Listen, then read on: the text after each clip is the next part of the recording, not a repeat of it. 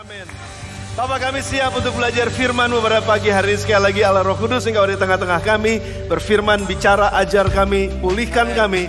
Dan sungguh-sungguh Tuhan, Engkau akan membangkitkan kehidupan di tengah-tengah kami.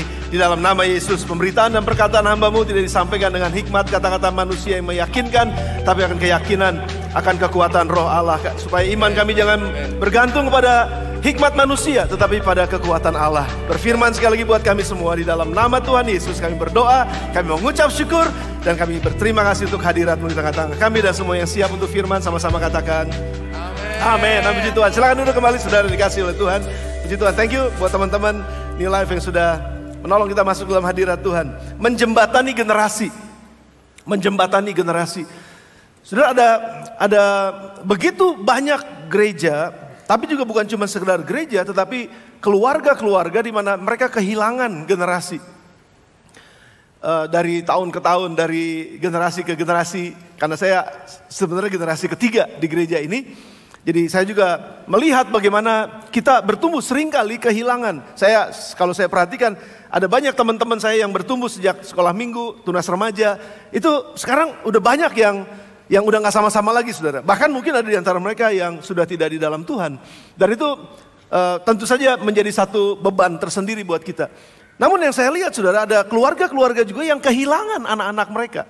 Kehilangan hubungan dengan anak-anak. Seolah-olah seperti ada gap, seolah-olah seperti ada jurang yang begitu dalam yang memisahkan orang tua sama anak. Hubungan udah susah, komunikasi udah gak nyambung. Mau ngomong apa nadanya udah tinggi dan akhirnya jadi ribut gitu istilahnya, saudara. Jadi ada begitu banyak keluarga, ada begitu banyak orang tua, ada begitu banyak gereja termasuk yang kehilangan generasi. Karena antara generasi yang lebih tua dengan generasi yang lebih muda, generasi senior dengan generasi juniornya itu terputus hubungan dan terjadi begitu banyak atau begitu dalam gap atau lubang sehingga tidak terjembatani komunikasi mereka. Nah, pada hari ini, saudara, saya ingin kita sama-sama belajar dari orang tua Yesus dan Yesus. Bagaimana terjadi gap tersebut dan apa yang harus kita lakukan untuk kita bisa mengerti sebagai orang tua, termasuk sebagai anak. Yang duduk pada pagi hari ini orang tua dan anak. Kita mesti mengerti ayat ini sebagai keluarga. Sehingga komunikasi kita gak putus. Sehingga hubungan kita gak jadi renggang, gak jadi jauh gitu, saudara. Walaupun mungkin kerjanya bisa jauh nanti, walaupun kuliahnya nanti bisa jauh dan terpisah dengan orang tua, tetapi hubungannya gak akan pernah bisa terputuskan. Sudah bersama dengan saya? Oke, mari kita buka bersama-sama Lukas pasal yang kedua, ayat 41 sampai dengan ayat yang keempat, sampai ayat yang ke-52. Lukas pasal yang kedua, 41 sampai dengan 52. Kalau saudara bersama dengan saya, sudah bisa lihat di sana, kita akan ikuti pembacaan ini. 1, 2, 3, saya akan bacakan. Tiap-tiap tahun, sekali lagi, tiap-tiap tahun, orang tua Yesus pergi ke Yerusalem pada hari raya Paskah.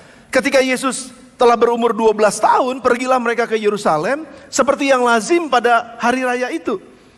Sehabis hari-hari perayaan itu, ketika mereka berjalan pulang, tinggallah Yesus di Yerusalem tanpa diketahui orang tuanya. Karena mereka menyangka bahwa ia ada di antara orang-orang seperjalanan mereka, berjalanlah mereka sehari seperjalanan jauhnya. Lalu mencari dia di antara kaum keluarga dan kenalan mereka.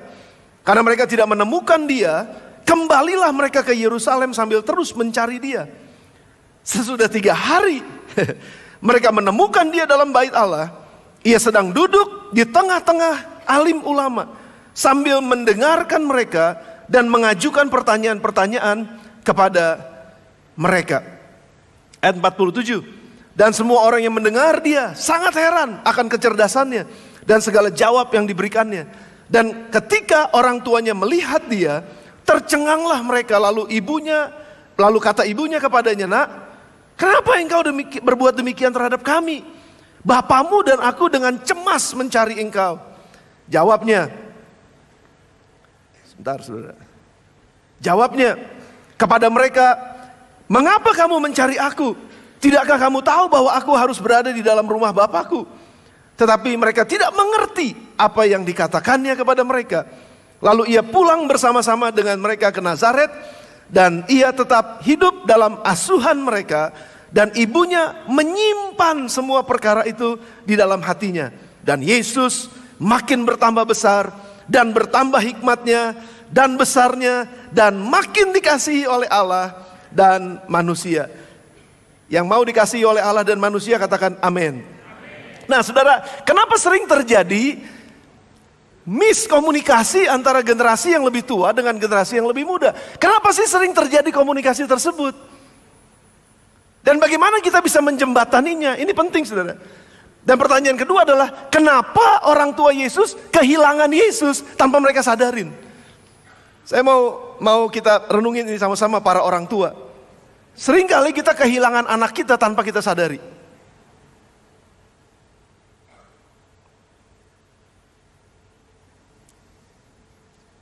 Sudah bersama dengan saya? Seringkali kita kehilangan anak-anak muda di gereja tanpa gereja tahu. Oh, saudara belum nangkep. Seringkali walaupun anak-anak ada di rumah, tinggal bareng-bareng orang tuanya, tapi sebenarnya orang tuanya sudah kehilangan anaknya.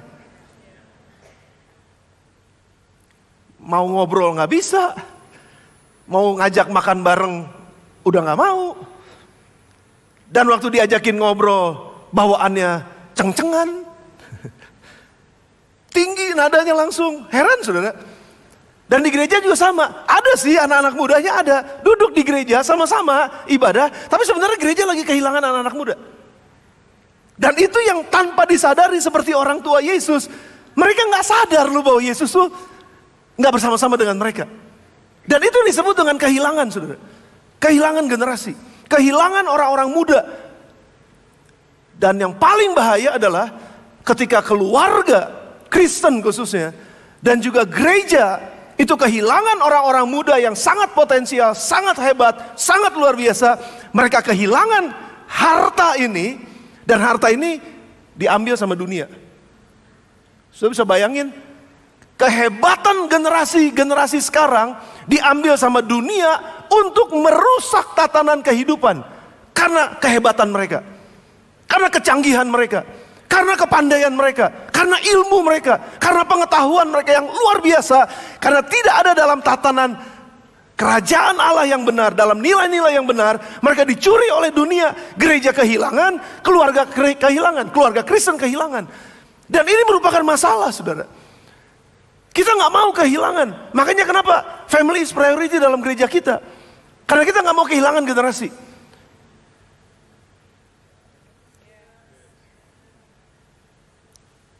Apa saya terlalu menegangkan buat saudara? Harus jujur saudara. Ada begitu banyak orang tua sedang kehilangan anaknya dalam rumah. Ada begitu banyak gereja sedang kehilangan anak mudanya di gereja. Dan kita tidak mau itu terjadi. Nah sekarang, apa yang menyebabkan gap itu terjadi sehingga terjadi kehilangan? Kita mesti lihat paradigma saudara. Rupanya nih ada paradigma orang tua dan paradigma anak-anak yang beda banget, yang tidak dimengerti oleh keduanya, sehingga jadi salah mengerti, dan akhirnya berasumsi. Mari kita lihat sama-sama saudara. Yang pertama dulu, saya mau mewakili orang tua. I'm your dad, I'm your father, I'm your parent. Mewakili orang tua, anak-anak dengar. Ini mewakili orang tua. Lukas 2 ayat 41-42. Tiap-tiap tahun orang tua Yesus pergi ke Yerusalem pada hari raya Paskah. Ketika Yesus telah berumur 12 tahun, pergilah mereka ke Yerusalem seperti yang lazim pada hari raya itu. Paradigma orang tua yang pertama adalah pola, pattern. Udah kebentuk kebiasaan. Pola hidup yang dibangun, pola hidup kebiasaan yang justru itu akan membuat orang jadi tekun, kerja keras, nggak gampang menyerah. Baru mulai satu, berhenti, mulai lagi yang lain. Nggak, kalau pola orang-orang dulu, orang-orang tua, itu mulai satu, dia tekun, sampai dia menjadi kuat di situ, sampai dia jadi ahli di situ, sampai dia berhasil di situ, dan itu selesai. Apakah saya mewakili orang tua? Orang tua tuh nggak bosenan. Orang tua itu sudah membentuk habit, kebiasaan. Saya mau kasih contoh.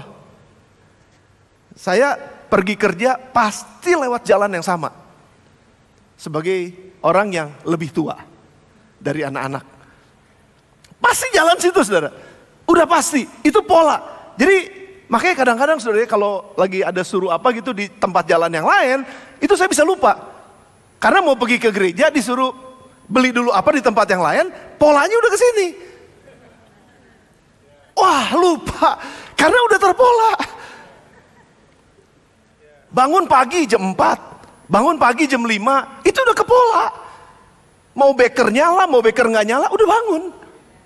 Berapa banyak orang tua bersama dengan saya? Udah pola, itu udah nggak bisa. Itu udah kebentuk, saudara, karena sudah sejak dari mudanya memang kebentuknya seperti itu. Dan itu adalah generasi yang lebih tua. Dan saudara perhatikan baik-baik, ya memang saya nggak bilang bahwa semua generasi itu, maafkan, generasi senior itu punya pola. Tapi orang-orang yang berhasil, orang-orang tua yang berhasil, orang-orang senior yang berhasil, karena mereka sudah membentuk pola. Membentuk kebiasaan. Dalam ibadah, kebiasaan. Lihat dah, orang yang duduk di tempat yang sama, lihat dah. Coba lihat aja. Coba, itu pasti orang tua. Pasti duduknya di tempat itu lagi, itu lagi, itu lagi. Itu pola, saudara. Nggak salah, itu pola. Karena kalau saya nggak duduk di sini, asal-asal nggak kebaktian. Itu kayaknya kursi itu udah punya tandanya. Nih pantat gue ada di sini nih gitu. Udah ada di situ, saudara. Itu pola, saudara. Dan itu terjadi. Saudara mau lakukan apa gitu ya, itu udah terpola.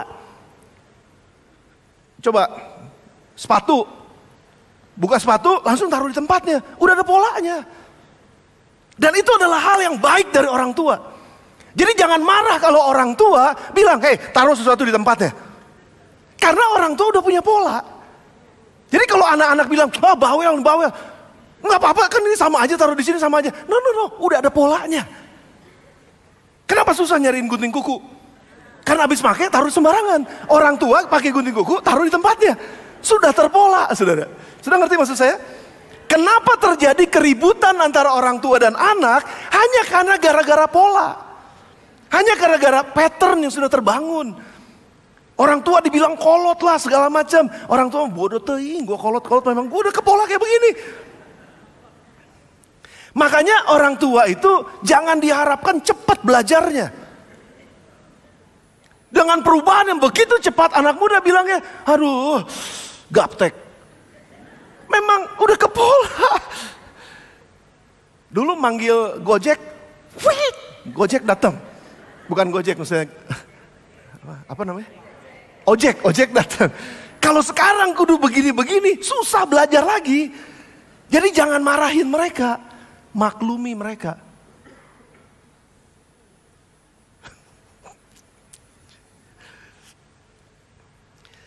Ada Mama Betty kan di sini tuh ya. Ini contoh ini Mama Betty nih. Saya salut sama Mama Betty. Karena itu udah pasti, sudah pasti. Jam 4 dia bangun, dia buka hordeng. Dia buka pintu. Padahal kita lagi kedinginan, buka pintu dia. Udah beres begitu, terus dia kutra-kutri gitu di dapur. Itu udah kepola tuh. Udah tahu, oh ini udah jam 5 nih. Terus dia duduk di tempat tidur, dia baca Alkitab. Saya nggak tahu dia sambil tiduran begitu atau enggak, pokoknya yang penting dia baca Alkitab. Mau ngerti mau enggak, baca Alkitab. Ini waktunya baca Alkitab. Udah kepola. Dan saudara ketahuilah, justru orang-orang yang sudah terpola, orang-orang tua kita yang sudah terpola, anak-anak muda, orang tua kita yang sudah terpola, itu yang membawa mereka kepada keberhasilan dalam kehidupan mereka. Oh enggak, orang tua saya nggak berhasil. Tunggu dulu, jangan bilang nggak berhasil. Apapun latar belakang pendidikan orang tua kita ada hari ini karena orang tua kita. Don't forget about it. Jangan lupa itu. Mereka sudah berhasil membesarkan kita dengan susah payah luar biasa. Karena pola hidup yang mereka bangun. Karena kebiasaan yang mereka bangun. Karena doa yang mereka terus naikkan. Hei anak-anak, jangan anggap remeh orang tua. Hanya karena mereka berbeda. Cuman pola pikir, mereka punya pola sendiri. Dan itu sudah terbentuk. Orang tua Yesus pergi ke Yerusalem setiap tahun. Dan seperti lazimnya mereka lakukan. Saya bilang sama teman-teman, orang tua tuh nggak usah disuruh-suruh, ayo kebaktian. Nggak usah disuruh, datang sendiri. Karena memang udah biasa ibadah. Kalau nggak biasa, kalau mereka, aduh kayaknya kalau nggak ibadah tuh nggak enak gitu. Mereka udah biasa karena udah terpola. Anak muda mesti belajar ini. Karena ada banyak anak muda yang bosenan. Baru nyoba ini susah, coba yang lain. Belum beres ini. Latih pola itu seperti orang tua kita. Lihat keberhasilan. Saya pernah dengar nih ada cerita saudara. Bahwa ketekunan itu menghasilkan disiplin. Disiplin menghasilkan konsistensi. Dan konsistensi menghasilkan buah gitu. Jadi kalau orang yang sudah mulai bertekun lalu dia mendisiplin dirinya. Pada akhirnya dia menjadi konsisten terus menerus. Dan akhirnya menghasilkan buah yang baik. Jangan sampai baru mulai belajar terus bosen udah gitu.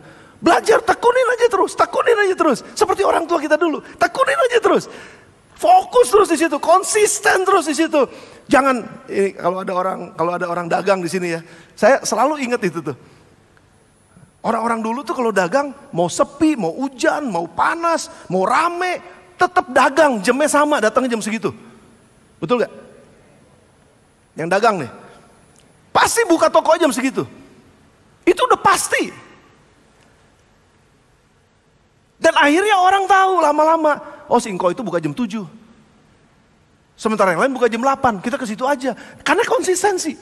Keberhasilan orang-orang tua kita, itu karena konsistensi mereka. Terus menerus mereka gak bosenan. Ini saya terlalu lama di sini. Tapi saya mau penting banget ini buat anak muda. Yuk anak-anak muda kita belajar. Nah saya mewakili anak muda. Tadi mewakili orang tua, saya sekarang mewakili orang muda.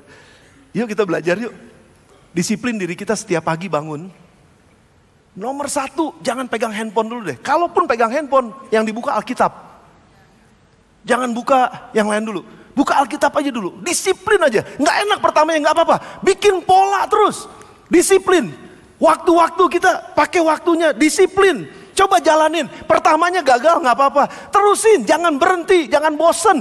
Terusin, come on. Karena keberhasilan ada di depan kita. Accomplish the calling, itu akan terjadi dalam kehidupan saudara dan saya. Kita orang-orang muda pasti akan sampai ke sana. Jangan jadi orang bosenan. Baru les gitar sebentar, ting-ting, sakit. Udahan mau les piano. Les piano baru doneng. Aduh susah banget, ribet. Mau ngeles drum, baru duk-duk cek.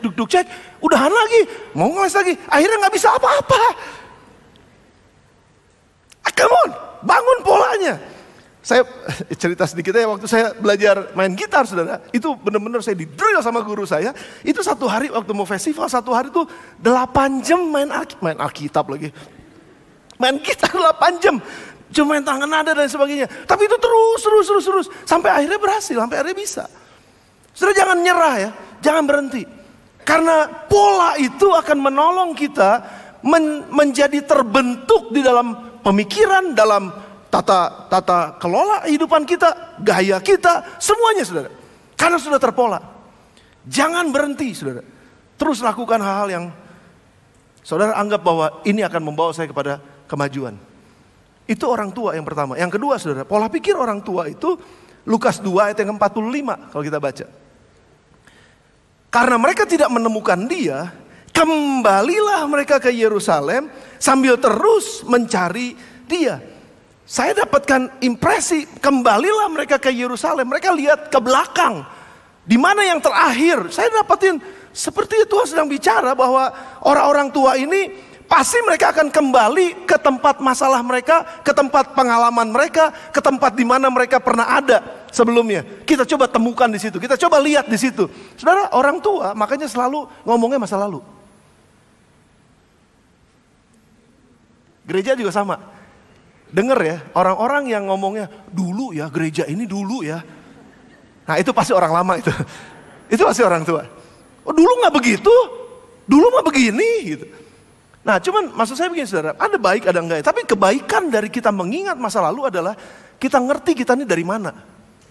Kita ngerti asalnya kita. Kita ngerti gimana susahnya kita.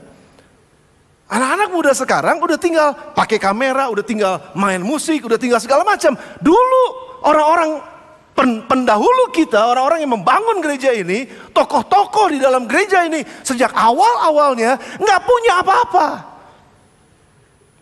Bahkan gedung pun gedung yang bilik, saudara. Tapi kita ngerti, kalau kita lihat ke belakang, bukan untuk kembali ke belakang. Kalau kita lihat ke masa lalu, bukan untuk kembali ke masa lalu. Kalau kita melihat masa lalu, itu adalah usaha kita untuk mengucap syukur untuk apa yang Tuhan jadikan pada hari ini. Karena kalau saya lihat hari ini, dan saya bercermin kepada masa lalu, maka saya bisa lihat, Tuhan maha besar. Tuhan luar biasa. Tuhan hebat. Tuhan besar. Saya pernah satu kali, Om saya bawa cerita, bagaimana Om cerita susah-susahnya hidupnya, sampai harus makan jantung kedebong pisang. Apa betul ya Om? Kedebong pisang kan? Itu susah banget hidupnya gitu. Lalu diceritakanlah kepada anaknya Vinka. Oh papa dulu susah lu. Sebenarnya tujuannya bukan ya untuk kembali lagi ke sana. Tujuannya untuk cerita bahwa kerja keras itu penting. Kita jangan menyerah, itu penting. Dulu kita pernah ngalamin susah, tapi sekarang lihat bagaimana Tuhan tolong kita. Tapi anak muda jawabnya apa? Siapa suruh makan itu? Kan banyak makanan yang lain, siapa suruh makan itu? Jadi anak muda seringkali nggak ngerti.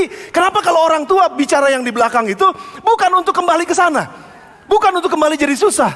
Tapi kita mau lihat bagaimana Tuhan begitu setia buat kita dari dulu, sekarang, ke depan. Dia Allah yang tidak pernah berubah. Dia Tuhan yang baik, Dia Tuhan yang setia, Dia Tuhan yang mencukupkan segala keperluan. Dapat ku tanggung dalam Dia memberi kekuatan kepadaku. Aku tahu apa itu kekurangan, aku tahu apa itu kelimpahan. Tidak ada yang rahasia bagiku, karena segala perkara dapat ku tanggung dalam Dia memberi kekuatan kepadaku. Itu tujuannya kenapa kita mesti lihat masa lalu. Kalau ada jas merah, Soekarno bilang apa? Jangan sekali-sekali lupakan sejarah. Jas merah itu bukan untuk kita kembali lagi ke sana. Bukan saudara, tapi kita mesti mengucap syukur bahwa bangsa kita sekarang adalah bangsa yang besar, bangsa yang diberkati Tuhan, bangsa yang maju, bangsa yang akan memberkati bangsa-bangsa lain. Dan kita mengucap syukur buat orang-orang dulu yang sudah berkorban luar biasa. Sekarang kita tinggal berkorban untuk masa sekarang dan masa depan. Kita harus mengucap syukur, kita mesti tahu. Saudara, jadi kalau orang tua cerita mengenai masa lalu, bagaimana keluarga masa lalu, itu adalah untuk kita bisa lihat bahwa hari ini Tuhan tetap setia.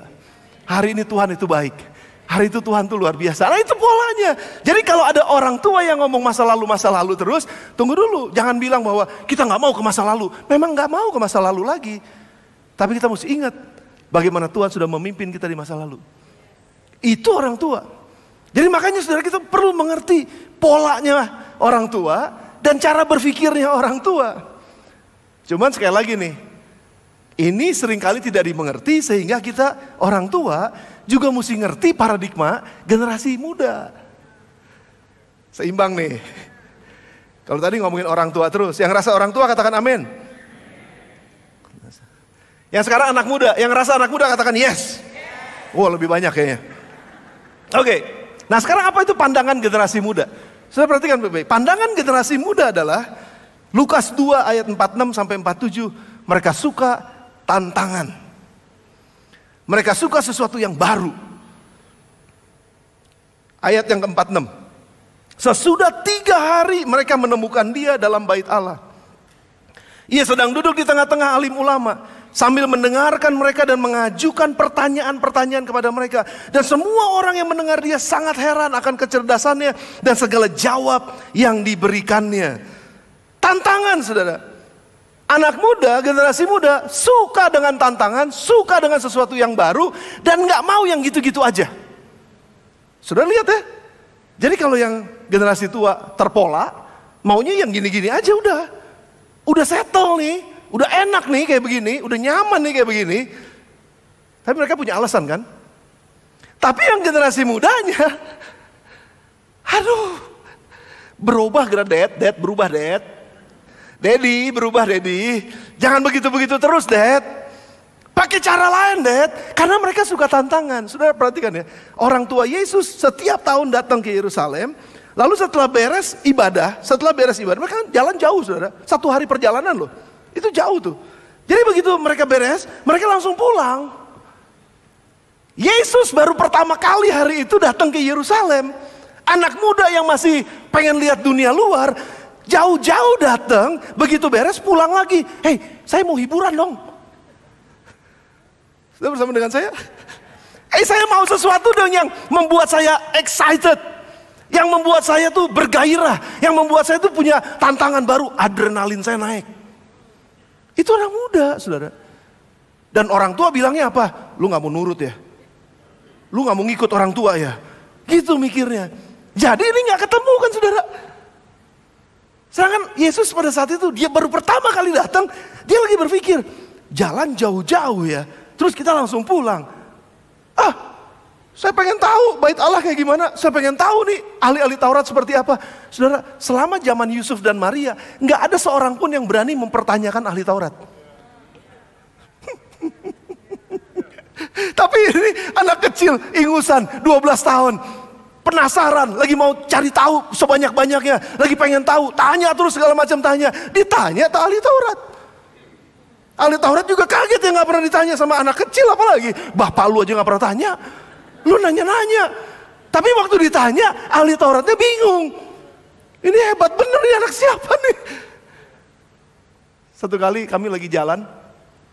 Jalan kemana saya lupa, pokoknya ke Jawa Tengah atau gimana gitu ya. Saya, Epi, Ellen, Daniel, Nathanael. Anak-anak semua ikut, termasuk Darren. Jalan-jalan. Darren kan kalau lagi kecil tuh, Darren ngomong terus gitu saudara. Dia ngomong gimana? Dia nanya. Ini anak pinter memang. Dia tanya semuanya. Sampai satu saat dia tanya sesuatu yang saya gak bisa jawab, teologi. Dia tanya hal teologis. Memang biasanya kalau calon pendeta tuh suka gitu saudara. Tanya hal yang teologis gitu. No, just kidding. Jadi dia tanya yang teologis, saya nggak tahu jawabannya. Betul-betul satu saya nggak tahu jawaban. Saya berdoa, Tuhan jawabannya apa Tuhan tolong. Saya ini anak masih kecil, saudara masih kecil. Ini anak tanya, saya mesti jawab sesuatu yang tepat karena ini dasar buat dia. Dia mesti ngerti. Karena ini pertanyaannya sangat penting. Saya lupa pertanyaannya apa kan udah lama banget.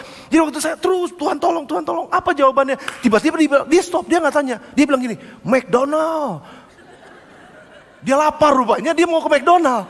Jadi kita berhenti, saya bilang, Save by McDonald. Saya bilang, saya nggak usah jawab. Dia lupa, setelah makan dia lupa, dia tidur. Saudara, maksud saya begini loh saudara. Seringkali banyak anak-anak tuh tanya. Dan kita orang tua, gagap. Orang tua bilangnya, aduh nih anak nih banyak ngomong nih. Aduh nih anak nih, susah amat sih. Udah jangan tanya deh, udah ikutin aja. Seringkali karena orang tua nggak mau susah, waktu anaknya tanya. Padahal kita harus punya jawaban buat anak kita. Paling tidak kita mesti bijaksana gimana ngejawab anak kita. Karena mereka suka tantangan, mereka suka sesuatu yang baru. Mereka suka sesuatu yang fresh buat mereka. Yang gak begitu-begitu aja setiap tahun. Mereka mau sesuatu yang baru. Makanya jangan heran. Kalau gereja ini adalah gereja muda, walaupun 58 tahun, tapi kita adalah gereja awet muda. Come on saudara, kita gereja awet muda. 58 tahun tapi kita menolak menjadi tua. Kenapa? Karena cara pikir, cara pandang kita selalu mau sesuatu yang baru dari Tuhan. Selalu mau youthful, selalu mau dapat sesuatu yang segar dari Tuhan. Karena kita gak mau gini-gini aja. Karena Tuhan punya sesuatu yang bagus di depan kita. The best is yet to come. Sesuatu yang lebih besar sedang menantikan kita di depan sana. Tapi kita mesti tanya. Tapi kita mesti belajar. Jangan puas dengan pola yang kita sudah punya. Pola itu bagus, mengajar kita untuk setia, mengajar kita konsisten. Itu harus ada. Tapi in the same time, kita juga mesti belajar sesuatu yang baru. Jangan pernah berhenti, saudara, untuk belajar. Karena kita akan terus maju. Walaupun usia kita udah terus bertambah, tapi roh kita nggak pernah turun. Paulus katakan, walaupun tubuh saya ini semakin merosot katanya, tetapi roh saya semakin kuat. Pengetahuan saya semakin tajam. Saya berdoa saudara, pada pagi hari setelah mendengar firman ini, kita bisa menjembatani komunikasi antar generasi. Jadi mengertilah, kalau anak-anak itu sering bertanya, mengertilah kalau anak-anak itu menjadi anak-anak yang kritis gitu, orang tua jangan takut.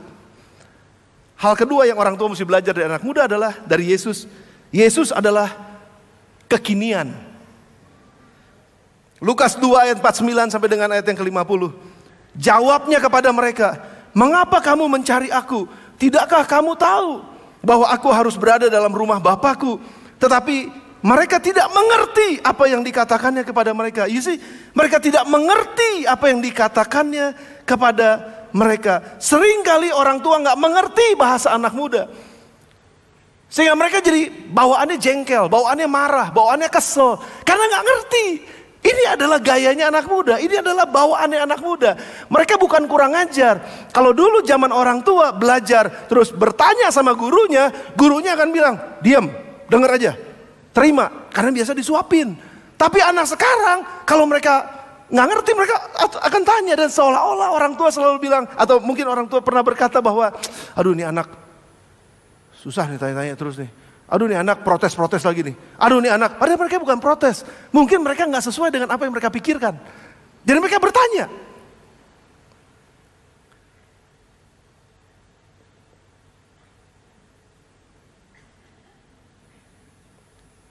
Apakah ini mengganggu kenyamanan kita, saudara? Yes. Mengganggu kenyamanan. Saudara, bahasa kekinian seringkali kita nggak ngerti. Kita nggak ngerti bahasa kekinian. Tapi orang tua mesti ngerti ini. Khususnya buat mereka yang punya anak-anak kecil ya. Jangan terlalu di loss untuk mereka nonton sesuatu di gadget mereka. Kasih waktu, saudara. Saya sama Epi ngobrol, kami nginep di satu tempat, terus ngelihat di meja makan waktu makan pagi, itu anak-anak kecil sudah ikutan pada makan. Orang tuanya mau jongjon. Jongjon tuh apa? Bukan santai sih. Jangan diganggu deh gitu kira-kira. Saya mau menikmati diri saya, terus anaknya dikasih gadget. Crek, disetelin film. Crek, anaknya diem. Gitu. Tapi begitu itu diambil, wah langsung tantrum. Tapi begitu, crek, diam lagi dia. Itu bukannya salah sih menurut saya, tapi perlu waktu, sudah dikasih waktu. Kenapa? Begitu besar, ini ada bahasa yang namanya algoritma. Saya pernah saksikan nih buat saudara, saya pernah khotbahkan. Algoritma. Jadi kalau Bapak Ibu, ya kita nih lagi ngeliatin apa, TikTok, ngeliatin Instagram, ngeliatin apa di sosial media kita. Semakin sering kita lihat itu dan cukup lama kita lihat itu, maka mesin algoritma itu akan mengarahkan kita kepada apa yang biasa kita lihat. Oke, sekali lagi saya ulangin. Kalau saya suka dengan kuliner, saya ngeliatinnya kuliner, terus wah ini enak nih. Kan lama saya di situ. Ya paling lama juga kan 2 menit, 1 menit, 2 menit. Saya liatin aja. Terus cek ganti lagi. Dan ini terus aja. Ini bahasa zaman sekarang kayak begini, saudara. Dan akhirnya setiap kali saya buka sosial media saya, yang masuk adalah berita mengenai kuliner. Itu algoritma namanya. Dan saudara bisa bayangin sekarang, kalau anak-anak kita nongkrongin sesuatu yang negatif dan mereka suka itu, lihat, dan semua yang negatif itu sesuai dengan apa yang mereka suka akan masuk ke dalam dunia mereka. Dan itu membentuk pola pikir mereka. Dan bahasa ini yang perlu kita mengerti, saudara. Satu kali Pastor Ben Strass cerita sama saya, Pastor saya udah mencoba ini katanya, saya udah mencoba AI. Jadi saya khotbah, saya nggak siapin khotbahnya, saya ketik di AI, tolong siapin khotbah tentang kasih 4 poin. Dia tunggu sebentar. Terus tiba-tiba AI membaca dan akhirnya AI membuat outline khotbah mengenai kasih 4 poin. Terus Pastor Ben bilang begini, kalau gitu pendeta enak nih sekarang. Nggak usah susah-susah mempersiapkan khotbah, ketik AI, nanti AI yang akan buatkan. Buat saya ini terobosan hebat luar biasa. Bisa membantu pekerjaan lebih ringan. Tapi jangan salah, AI nggak bisa menggantikan perasaan, emosi, pikiran, dan sekaligus spiritual seseorang. Karena waktu kita baca Alkitab dan kita berkomunikasi dengan Tuhan dalam WPDA kita, itu beda sama AI. Justru kita waktu baca ini, oh Tuhan, wow, kita bisa nangis. Kita bisa emosional dengan firman masuk ke dalamnya. Dan di situ hubungan yang luar biasa hebat terjadi di situ antara Tuhan dengan kita. Tapi sementara AI, tolong bacain Mazmur 32 ayat 10. AI baca. Thank you, yang penting udah baca. Sudah bisa bayangin generasi kita bahasanya apa? Bahasa AI. Generasi kita bahasanya apa? Bahasa algoritma. Dan kalau kita nggak ngerti bahasanya, saudara, kita akan kehilangan betul-betul generasi ini. Karena begitu baca Alkitab, kan kita lama akan baca Alkitab kan. Tapi di dalam sosial media, cuma 1 menit ganti. Set, ganti lagi. Tapi coba baca imamat, mana bisa? Set, Nggak bisa baca imamat. Imamat tuh bacanya lama. Dan bagaimana untuk merenungkan firman Tuhan siang dan malam, menantikan Tuhan siang dan malam, udah nggak bisa menantikan. Karena budaya yang kebentuk adalah budaya cepat, set. Nggak bisa lagi menantikan Tuhan. Sedangkan orang yang menanti-nantikan Tuhan akan mendapat kekuatan baru. Mereka akan berjalan semakin kuat, berlari tidak menjadi lelah. Mereka akan naik, terbang seperti burung Raja Wali. Orang yang menanti-nantikan Tuhan.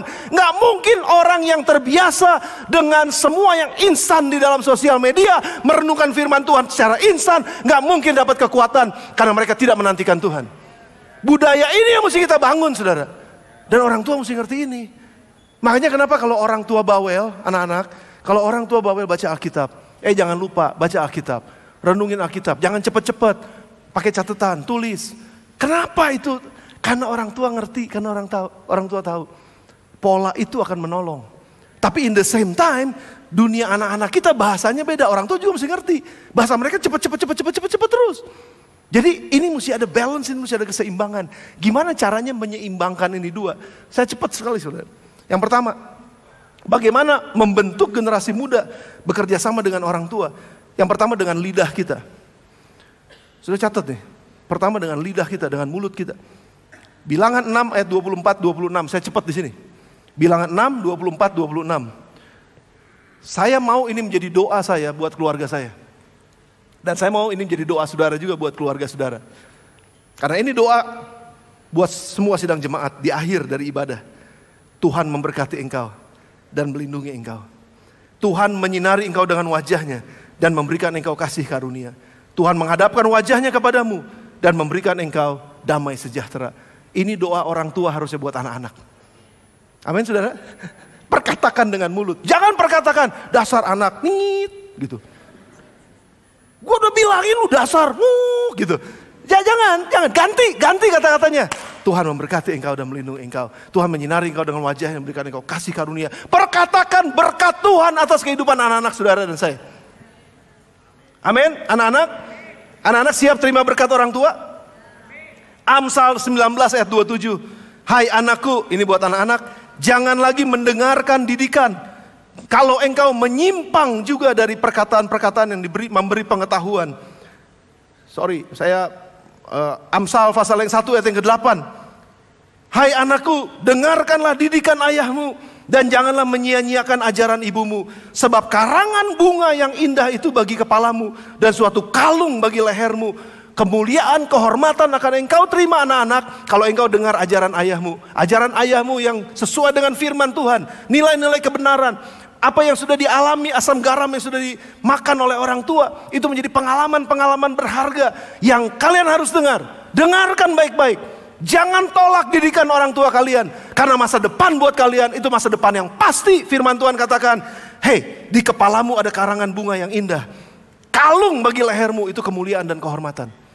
Anak-anak, kalau kalian mau hidup berhasil, jangan pernah sia-siakan nasihat orang tua. Itu perkataan orang tua yang punya kuasa. Amsal 15 ayat yang pertama.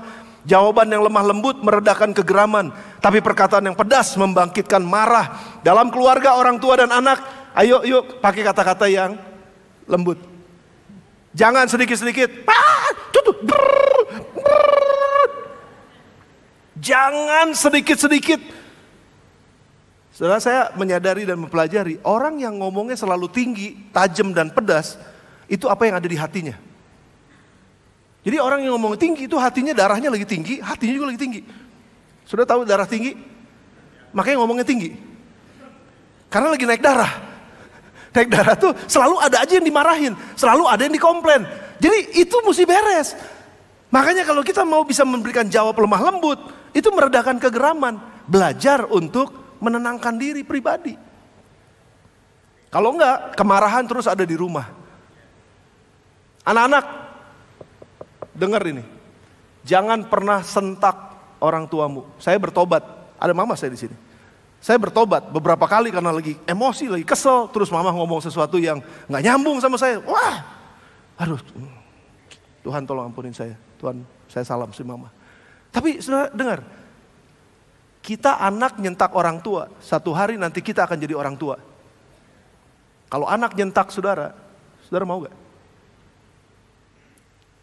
Anak-anak dengar, kalian akan jadi orang tua satu hari. Jangan sampai. Yang kedua, bagaimana kita membangun komunikasi ini dengan waktu kita. Efesus 6 ayat yang ke-16. Dalam segala keadaan, pergunakanlah perisai iman. Sebab dengan perisai itu kamu akan dapat memadamkan semua panah api dari si jahat. Pergunakan iman. Ada satu ayat, ini saya lompat ke Pengkhotbah 3 ayat yang pertama. Untuk segala sesuatu ada masanya. Untuk apapun di bawah langit ada waktunya. Ada waktu saat ini kita bisa bersama-sama, tapi ada satu waktu nanti kita udah gak bisa bersama-sama. Saya selalu bilang dalam beberapa waktu yang lalu sama Rere sama Lala, ini papa mama masih ada loh ya. Jadi kalau ada kesempatan untuk bareng-bareng, ayo terus bareng-bareng. Kalau papa mama panggil masuk ke kamar, kita masih bisa ngobrol, kita masih bisa berdoa bareng. Ayo pakai waktunya, karena gak pernah tahu kapan waktunya akan selesai. Sampai satu saat nanti akan nyesel. Pakai waktu bersama-sama, sebisa-bisanya. Kalau ada waktu lagi bersama, jangan dibuang-buang. Gunakan itu dengan baik. Sudah bersama dengan saya? Pengkhotbah 3 ayat yang 11, ia membuat segala sesuatu indah pada waktunya, bahkan ia memberikan kekekalan dalam hati mereka, tapi manusia tidak dapat menyelami pekerjaan yang dilakukan Allah dari awal sampai dengan akhirnya. Saudara, mari gunakan waktu yang terbaik. Ada satu ibu ditinggal oleh suaminya. Dan di dalam upacara penutupan peti, ini terjadi di luar negeri. Ibu itu cerita, dengan sambil menahan emosi kesedihannya. Satu hal yang saya sangat-sangat rindukan sekarang setelah dia meninggal, yaitu suara ngoroknya, dengkurannya keras banget. Sampai ada satu saat saya terbangun karena dia mendengkur keras sekali sampai anjing tetangga menggonggong katanya. Dan ini betul-betul membuat saya merindukannya. Saya tahu waktu saya hidup, waktu dia masih hidup, saya gak suka banget, dia terlalu ribut, dia terlalu keras dia. Sampai saya gak bisa tidur. Tapi begitu dia gak ada, dan saya lihat di sebelah saya udah gak ada dia, justru dengkurannya lah yang saya rindukan. Seringkali kita menyia-nyiakan yang baik dari orang yang masih bersama dengan kita. Tapi ada satu saat saudara, justru keburukannya pun kita rindukan. Karena kita udah gak bisa bersama-sama mereka lagi. Saudara, gunakan waktu yang ada dengan keluarga saudara. Gunakan waktu yang ada dengan pasangan saudara. Dating tetap lakukan. Gunakan waktu dengan anak-anak. Gunakan waktu dengan orang tua. Sebisa-bisanya. Kalau memang lagi gak bisa ya gak apa-apa. Memang gak bisa karena harus kerja, harus kuliah dan lain sebagainya. Tapi begitu ada di rumah sama-sama, jangan masing-masing. Bisa makan bareng. Bisa ngobrol bareng. We'll never know, kita gak pernah tahu. Ada satu saat nanti kita akan merindukan mereka.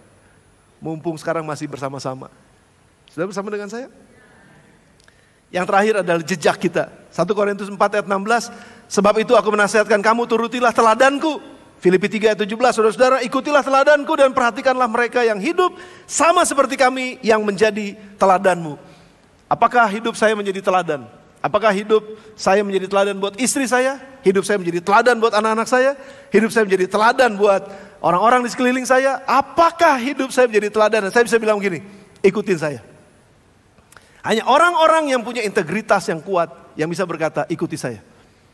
Ikuti saya. Berani gak kita bilang ini sama anak-anak? Ikuti papa. Ikuti cara mama. Mari sudah kita akan bangun ini bersama-sama. Anak-anak, kalau kalian mau jadi pemimpin yang dipakai oleh Tuhan, setting your life sekarang untuk menjadi teladan buat generasi kalian yang ada di bawah. Karena satu saat kalian akan jadi pemimpin. Satu saat Tuhan akan pakai hidup kalian naik dan bukannya turun. Waktu kalian ada di atas, kepemimpinan kalian itu adalah keteladanan kalian. Pakai hal ini penting dan gunakan. Generasi yang lebih senior memiliki kebijaksanaan. Generasi muda memiliki kekuatan. Dan ketika keduanya bekerja secara harmonis, karya yang lebih besar dari Tuhan akan terbentuk di sana. Don't underestimate young people, parents. Dan young people, don't underestimate your parents. Mari bangun itu sama-sama dalam keluarga. Tuhan akan lakukan perkara yang luar biasa dalam keluarga kita. Dan kalau itu terjadi di gereja, Tuhan akan lakukan hal yang luar biasa di gereja Tuhan. Mari seperti Maria menyimpan itu dalam hatinya. Saya mau ajak orang tua pada pagi hari ini. Mari taruh generasi muda di dalam hatimu. Taruh generasi anak-anak kita dalam hati kita. Mungkin saudara belum punya anak. Tapi saudara bisa punya anak rohani saudara. Mungkin saudara yang masih muda yang belum menikah juga belum menikah dan belum punya anak tentu saja. Tapi saudara bisa menjadi kakak rohani sekaligus orang tua rohani buat adik-adik rohani kalian. Jadilah teladan di sana dan bangun komunikasi yang baik. Tuhan akan lakukan sesuatu yang besar. Amin saudara. Mari tundukkan kepala sebentar dan kita akan datang pada Tuhan. Terima kasih Roh Kudus.